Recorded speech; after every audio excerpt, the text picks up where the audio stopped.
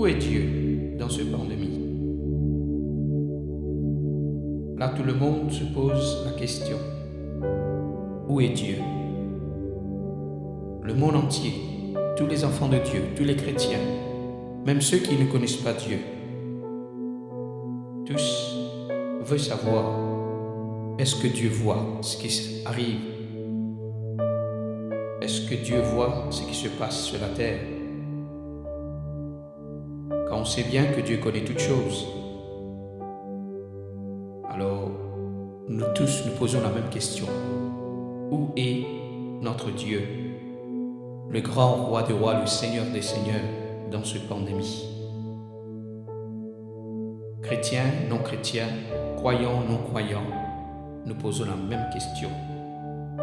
Est-ce que Dieu existe? Est-ce que Dieu est là? Est-ce que Dieu nous voit? Est-ce que Dieu nous a abandonnés? Est-ce que Dieu nous a livrés à nous-mêmes? Tout le monde dit que le monde est rempli de péchés, rempli de problèmes, de difficultés. Il y a la guerre, il y a la famine, il y a la peste. Dieu nous a dit que toutes ces choses arriveront dans les derniers temps, dans les derniers jours. Nous vivons ces derniers jours. Mais laisse-moi vous dire que parfois Dieu permet que ces choses arrivent pour que les hommes se tournent vers lui, pour que les hommes réfléchissent à tout ce qu'ils font sur la terre. Alors, Dieu nous laisse, Dieu regarde, Dieu est à l'arrière de toutes ces choses, Dieu voit, Dieu nous observe. Souvent, dans ce monde, on n'a pas le temps pour notre propre famille, on n'a pas le temps pour nous-mêmes, on n'a pas le temps pour adorer le Seigneur, on n'a pas le temps pour donner gloire à Dieu.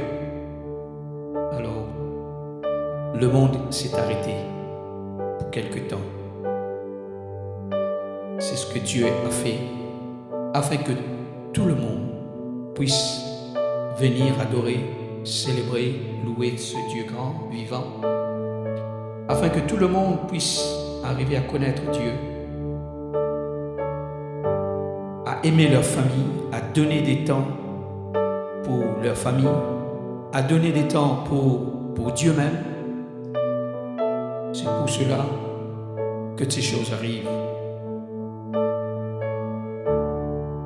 Jésus dit,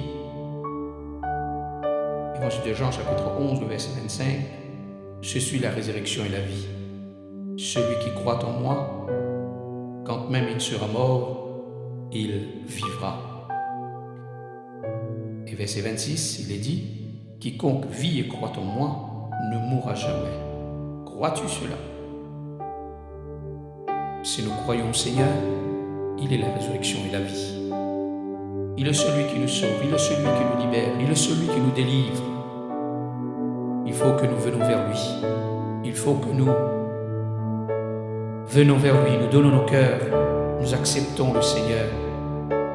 Nous marchons avec lui, nous repentons de tous nos péchés, nous repentons de tout ce que nous avons fait de mal. Nous aimons les uns les autres. Car Jésus dit, je suis la lumière du monde, je suis le pain de vie, je suis celui qui est, qui serait, qui vient bientôt. Quand nous lisons dans la Bible, nous voyons que Jésus était partout. Là où il y avait la fête, le mariage, les noces, il était là. Aux noces de Canaan, il était là. Évangile de Jean, chapitre 2. Au tombeau de Lazare, il était là. Dans une mortalité, il était là. Dans des fêtes, il était là. Sur la montagne, il était là. Au bord de la mer, à la pêche miraculeuse, il était là. Sur les montagnes, il était là. Alors Dieu est omniprésent. Il est partout. Moi, je dis que Dieu nous voit, Dieu nous observe, tout ce qui se passe. Dieu connaît toutes choses. Il mentionne aussi dans la Bible qu'il y aura la famine, qu'il y aura la peste, la guerre. Et nous vivons dans ce moment, Dieu était là. Dieu est là avec son peuple. Dieu est là pour nous bénir. Dieu est là pour nous protéger. Dieu est là pour nous guérir, pour nous délivrer. Il suffit que nous tournons vers lui. Il suffit que nous acceptons qu'il est grand, qu'il est suprême, qu'il contrôle toutes choses. Tout a été créé par lui et pour lui. Il domine sur toute la terre. Tout pouvoir l'a été donné dans le ciel et sur la terre. Évangile de Jean, chapitre 14, verset 9, Jésus dit, « Il y a longtemps que je suis avec vous. Il y a longtemps que je suis avec vous. Et toi, Philippe, tu ne m'as pas connu. Celui qui m'a vu a vu le Père. Comment dis-tu? Montre-nous le Père. » Alors Jésus est là. Dieu est là, avec nous, parmi nous. Dans ce monde difficile, David nous dit dans le psaume 42, versets 1 à 4, « Comme une biche soupire après des courants d'eau, ainsi mon âme soupire après toi, ô Dieu. Mon âme a soif de Dieu, du Dieu vivant. Quand donc pourrais-je me présenter devant Dieu? Mes larmes sont ma nourriture jour et nuit. Car on me dit sans cesse, où est ton Dieu? » Alors, David était dans des problèmes familiaux, problèmes royaux. Alors ses amis lui disaient, où est ton Dieu? Où est ton Dieu qui t'a oint? Où est ton Dieu qui t'a donné cette position comme roi? Alors, il est dit encore dans le verset 11, où est ton Dieu? David dit, mes amis me disent sans cesse, où est ton Dieu? Alors, il répond dans le verset 12, espère en Dieu, car je le louerai encore, il est mon salut et mon Dieu.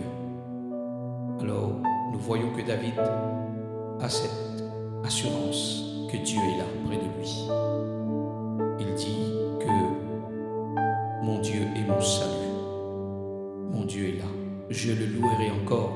Je le bénirai encore. Alors que tout le monde puisse savoir, puisse connaître que Dieu est là.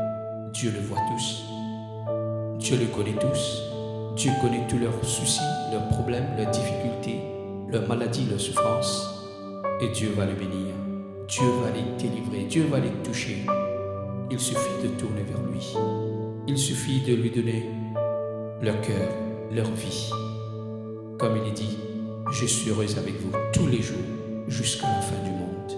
Et le Seigneur est là, mes frères et sœurs. Tournons vers lui.